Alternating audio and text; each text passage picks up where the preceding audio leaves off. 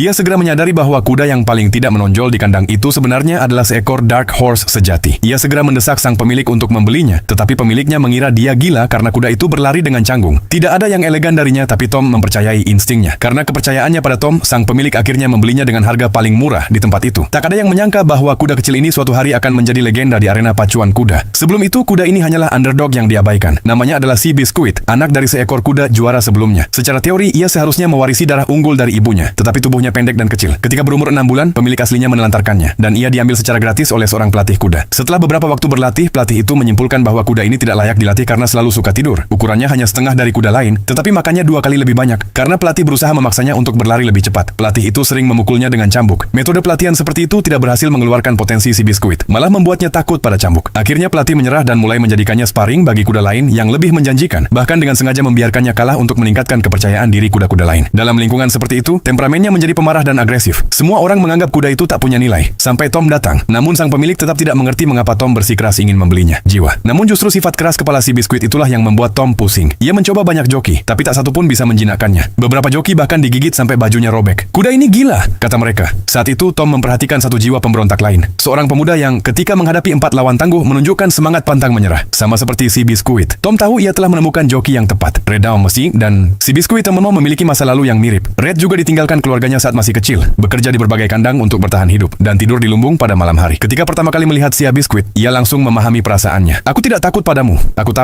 tahu siapa dirimu sebenarnya. Tapi uji coba pertama mereka tidak berjalan dengan baik. Si Biskuit berlari tak tentu arah di lapangan. Tom segera melihat masalahnya. Bukan karena kuda itu tidak bisa berlari. Ia hanya lupa sifat alaminya. Sekarang ia harus belajar kembali bagaimana menjadi seekor kuda. Maka Tom membawa mereka ke hutan dan membiarkan Red menungganginya dengan bebas, tanpa pagar, tanpa batasan. Si Biskuit segera menemukan kembali iramanya, berlari jauh ke perbukitan. Red pun perlahan menyadari bahwa kuda yang ditungganginya ini jelas bukan kuda biasa. Tak lama kemudian mereka mengikuti balapan pertama mereka. Sebagai pendatang baru di lintasan, tak ada yang mengharapkan banyak dari si Biskuit. Bahkan komentator pun menertawakannya. Namun hal itu tidak menggoyahkan kepercayaan diri mereka. Ketika balapan dimulai, Red menjaga kecepatan tetap stabil, menghemat tenaga si Biskuit hingga akhir lomba. Di momen terakhir, si Biskuit tiba-tiba melesat cepat, menyalip satu demi satu lawan. Seorang joki yang tidak dikenal, menunggangi kuda yang diabaikan semua orang, membuat penonton terkejut dan akhirnya menang dengan gemilang. Sejak hari itu, Red dan si Biskuit tak terbendung lagi, memenangkan 6 kejuaraan berturut-turut. Kemanapun mereka pergi, mereka selalu disambut dengan bunga dan tepuk tangan. Jadi katakan padaku, apakah kamu menyukai kuda pemberani dan tak kenal takut ini?